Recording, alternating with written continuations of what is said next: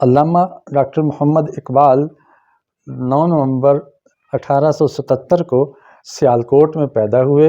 ان کے والد کا نام شیخ نور محمد ہے۔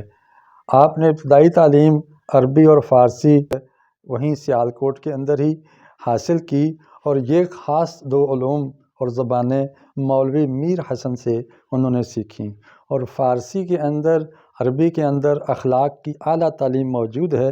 اس سے ان کے اخلاق بہت سنورے۔ ایف اے انہوں نے مرے کالج سیالکوٹ ہی سے کیا، اور بعد میں بی اے اور ایم اے کے لیے گورنمنٹ کالج لاہور میں داخل ہوئے۔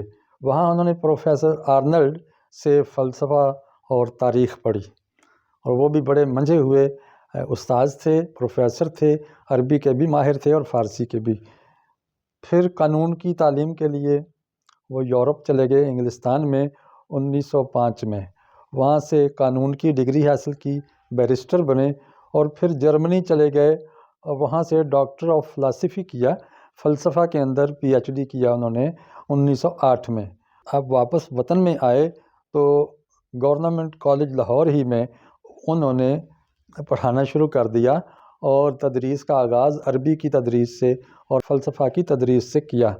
پھر وکالت شروع کر دی، قومی خدمات اور ادبی خدمات کو تسلیم کرتے ہوئے انگریز حکومت نے اس کو سر کا خطاب دیا 1922 میں۔ آپ ممبر بھی بنے قانون ساز اسمبلی کے 1926 میں، اور مسلم لیگ کے اہم رہنماؤں میں سے تھے۔